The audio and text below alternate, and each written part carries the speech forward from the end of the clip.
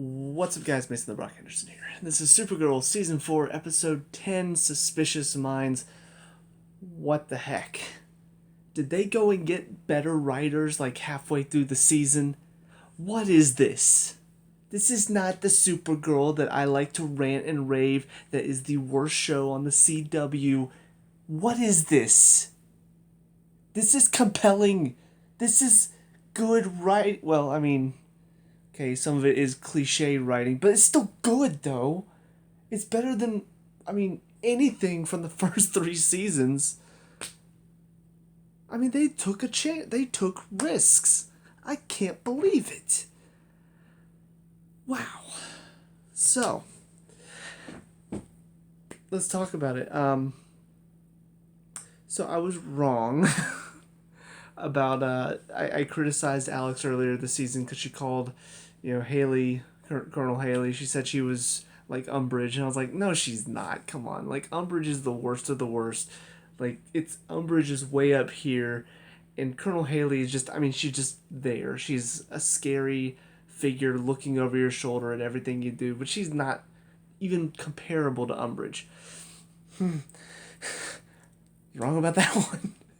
All of a sudden she's bringing in these truth-seeking monsters or aliens or whatever that can deride the truth out of people in a quest to find out Supergirl's identity. Like, holy crap. Like, it's that important to her to ruin and control Supergirl that she's willing to put other people, like, through interrogation tactics just to get that. And I'm like, good lord. And it's funny because I was really thinking about it just as this is going through. I'm like, how's this going to end? And I'm thinking, okay, well, you know what? I'm betting that by the end of the episode, maybe they find a reason why Supergirl, Colonel Haley just doesn't care about her secret identity. I'm willing to bet they find a reason for her to stop looking into it, right? Right? Probably, right? Like yeah, that's probably what they'll do. They'll find a reason around it. Supergirl comes in, saves her life, and I'm thinking, oh, well, there you go.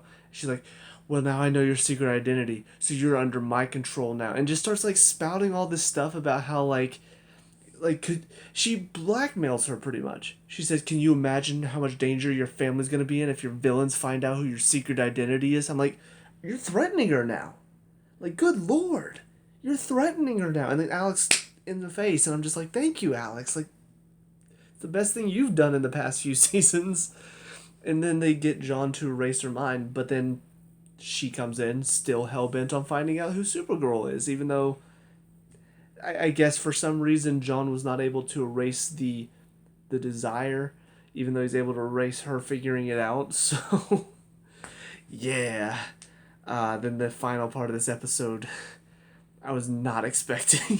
Because they talk about erasing all the DEO agents' minds. I'm just like, yeah, okay, that makes sense. But then Alex just looks at her. She's like, Kara, I'm going to have my mind wiped too. I'm like, what? You're not going to do this. Kara's just going to be like, no, it's fine. I'll tell her or something like that, right? Like, they're not actually going to go through with this. They do. I got to give them credit. They have guts. They had the guts to go through with this story and not just threaten it and then come out with some, oh, happy-go-lucky, guys, things are okay because Kara decided she's okay with people knowing her secret. No. Her sister doesn't get to know anymore. That means the only people that know are her, John, and I think Jimmy. And that's it. Like, wow. It was impressive. It was very impressive that they managed to take that kind of a risk on this show of all things, because Supergirl is not a show known for taking risks. So yeah, I was thoroughly impressed with that story. Aside from that, the Jimmy and Lena stuff, not all that interesting. I don't know, just both of them are, I don't know, they're not really compatible, if I'm being honest, and there's a reason why. Jimmy is like a very goody two shoes kind of guy. He's always playing the I'm better than this, not like in an ego way, but like he's always above anything that Lena is doing behind his back. Like they're two opposite sides, and not even like opposites attract type of way. It's just both of them have such different morals that I just can't imagine them working long term, and yet they're still going. So I don't know. It's like I don't know what's going on. Like both of them are not fit for each other, and yet anytime one of them finds out something about the other that they don't like, they just sort of get over it. And I'm like, okay, like don't get me wrong, that's how relationships should be. It should be people working together, getting over the problems, finding solutions. But they don't even really do that. They just kind of say, oh, you know what? I don't care anymore. It just like this, just sort of get over it. And I don't know. That's not very realistic for me. So I don't know what's going on there. They just Lena. I don't think Lena told him the extent of the experiments she's done. She just told him most of what she's doing, like giving human superpowers. And you could see there's a look he gave her at the end that I think in his mind, I don't think he really agrees with it. And then also, Brainy tries to convince Nia to start using her powers to like help Supergirl, in the fight against everything going on. Um, Interesting. I'll be curious to see if she ends up doing it. I hope she does, because so far, aside from that, the episode before the crossover, she's been completely useless this season. She's just been a side character, and that's once we found out who she was and what her powers are, then she started to actually provide something to the season other than just being the new face. So yeah, I hope that they do utilize that a little bit more. But yeah, all in all, pretty insane episode, and I still got two more to go. So I will see you guys in the next episode in just a second. And now episode 11, Blood Memory. So at first, when this episode first started, I was thinking, we're back to the old Supergirl, are we? Because sure enough, Nia is going back to see her family, Kara's joining her, and then she brings up the fact that she's transgender and how hard it was growing up. I'm like, oh, is this going to be kind of like the one where Alex came out, how hard it is to live as somebody who's different? Like how we should all feel sorry for anybody who's different. But no, actually they dropped that pretty early on. It was more focused on kind of what I prefer to see, which is the superhero stuff. Because Nia comes from a family who only one child will receive the ability to have dreams. And it actually is kind of interesting because her sister is so hell-bent on the idea that she's the one that's going to receive it. And then she doesn't. And actually, Nia's the one that gets it. And yeah, it's a pretty, I was invested. Because then you find out her mother dies and Nia had a dream, which actually I was a little surprised that Nia didn't actually take the hint by that dream. Because I figured out that meant her mother was probably going to die soon. But for some reason, she didn't get the hint.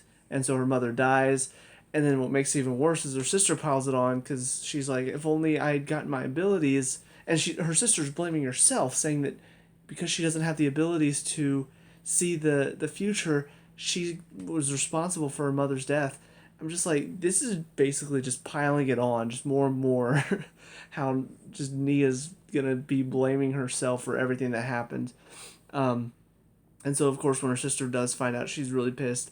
And, of course, they do have to throw in a little jab at the political side of things because her sister has to say, you're not even a real woman, and that of course offends her because she is a woman now and all of that fun stuff. Honestly, just you don't have to go into any of that. Who cares? Just stay focused. But yeah, I'm curious to find out because Carter does reveal she's Supergirl, and I'm like, yeah, I can understand why she's going through a lot right now. Her and Alex are, of course, dealing with a lot, and Alex doesn't even realize it. And honestly, I like the fact that they're tackling what I wanted them to tackle with Alex's mind being wiped. I was worried it was going to be just kind of what they did at the beginning of this episode, where Kara's like, so what's my favorite movie? And Alex doesn't remember it. She's like, she just doesn't even remember me. She doesn't remember anything about me. It's just so sad. But they actually do take it where they should take it, which is without realizing that she grew up with her sister as an alien. Alex's view of aliens is not the same as it was, which is, that's pretty interesting, because that's probably how it would be. Because she sees all of these aliens that are evil at the DEO. She's been doing this job for so long. So she's seen all these aliens that are evil, and yeah, she works with Supergirl. But yeah, it would make sense. She sees an alien attacking this little girl who just took some pills to make herself stronger. It would make sense that her first instinct is, I'm going to kill the alien so it doesn't hurt this girl who's just wrong place, wrong time. And of course, for Supergirl, it's like, no, this alien is just defending his home. So now it's almost like, because Alex doesn't remember who Supergirl is, now her viewpoint is not necessarily with the Children of Liberty, but it's not as protect all aliens as it used to be, because her viewpoint has shifted. Her sense of aliens have shifted. And I really like the fact that they're tackling that. Like, it makes sense. And I'm not usually saying that about Supergirl. Most of the time it doesn't make sense. But this makes sense, and I'm glad they're doing it. So, but aside from that, the pills, I've not really talked much about Russian Supergirl because there's not been much to talk about. But yeah, apparently she dies. Okay. But when they tried to shock her back, it created these pills, which we saw it go all over the globe. So I'm wondering what other incidents were created because of this. Probably nothing, but I'm just curious to find out if something else happened somewhere similar to this, and that now, like in Italy, something crazy is going on because of that. But yeah, we see well, it's in Kosnia. So are they Russian or are they Kosnian? I don't know. But we see the guy get on the phone and he's like, I would like to speak to somebody or to my American contact or something like that. So clearly they're working with somebody in America. If I had to take a guess, I would say probably Colonel Haley. Because I get the feeling she's going to be evil. Don't know why.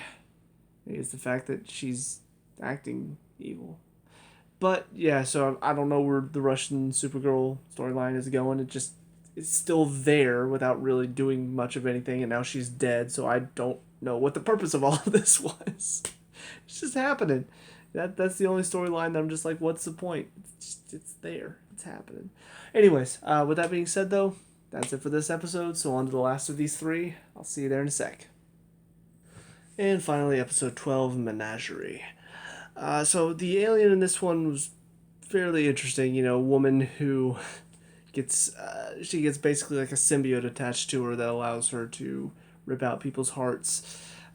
This is now like 2 human heart ripping out moments between this and Legends of Tomorrow. No one's mentioned Kalima. Why? Indiana Jones, come on. They even mentioned the snakes in this one. They mentioned he hates snakes, but nobody said Kalima. Anyways, but yeah, I mean, it was an average episode. The stuff with Kara and Alex, I don't know, just mainly because what they were doing with Alex in the last episode was so interesting. This feels like kind of a step back. Like, I would have actually preferred if this was swapped, if I'd seen this stuff, like where Kara wants to be working alongside Alex again as Kara, just so she can feel that a bit. I would have preferred that and then lead into, and Alex has even changed, because this drama is not nearly as big as of importance as the drama from the last episode, which is Alex's opinion on aliens. So that's my only gripe with that. Aside from that, it does make sense that Kara wants to try to work with her again. She misses that. She wants to be there for her. Yeah, I totally get all that, and it makes sense. But yeah, it's unfortunate because it does come after such a good episode that this actually seems like a step down. So, aside from that, the stuff with Nia finally deciding to choose to use her powers, I like. I like the fact that she is finally deciding to step up and do something, finally. And then, I'm trying to think if there's anything else besides the Children of Liberty stuff. I don't think so. The Children of Liberty stuff, though, we do see Lockwood decides to use his kid. They decide to kill this alien. I have 2 problems with this. First problem is the fact that, again, the president, who seemed like such a good guy, he's doing stuff that just isn't, it's not a good guy stuff. You know, you don't look at this guy who's clearly a murderer, clearly a bad guy, even though he preaches all this stuff of like, no, we're not mean people. We just want to represent humans. You know, he preaches all this stuff, but clearly he's evil based on all of his actions. He was arrested for those actions. But then the president decides, oh, well, you know, it's only terrorism if it's against humans, so release him. We're going to release him so my poll numbers look better. Like, what? I don't know. It makes the president look stupid. And he didn't seem that way when he first took over, after everything that happened with the original president. And now they're just, I don't know, it's like they want to use him to make a statement about politicians, how they only care about poll numbers, I guess. I don't know. Like, it seems weird for the story's sake. Like, they're not, there's no other reason for him to do this other than we need Lockwood out of jail and let's make a statement about how evil politicians are. That's about it. Because we've not seen much else that would make me think that about him before this episode. So, but yeah, the Children of Liberty stuff, the other problem I have with it, there's no reason why this should have happened in the first place. Because, here's the thing, first of all, Brainy knocks the woman out in her apartment. They should have arrested her then, but then they didn't. Then, they put DEO agents at the apartment to make sure that she can't come back. And yet somehow she just gets back in, kills all the DEO agents, and gets away with it. Which then allows the Children of Liberty to be at the party because they figure out where she's going. So then they go there. And then for some reason the woman, instead of just killing all the Children of Liberty, which we know she can easily, she decides not to. And then Supergirl, who could easily take down this woman, doesn't.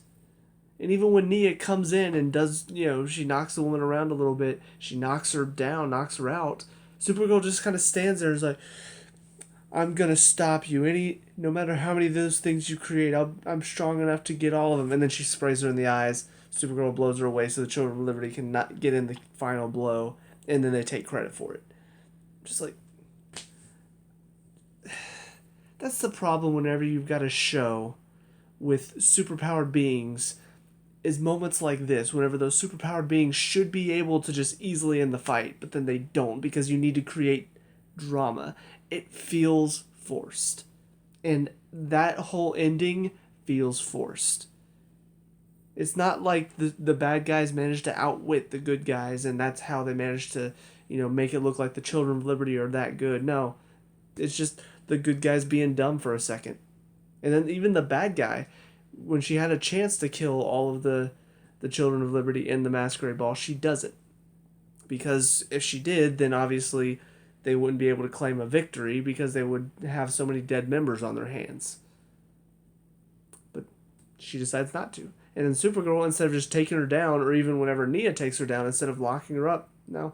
She just stands there and waits to get sprayed in the eyes so that way she can't, finish the fight and let the Children of Liberty do it instead.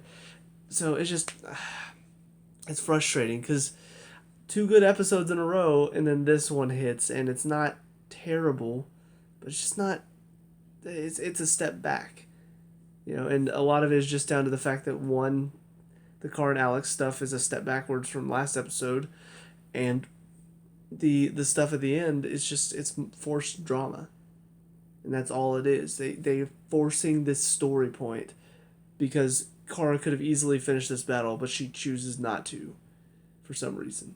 Brainy could have easily finished the battle in the apartment, but he chooses not to for some reason.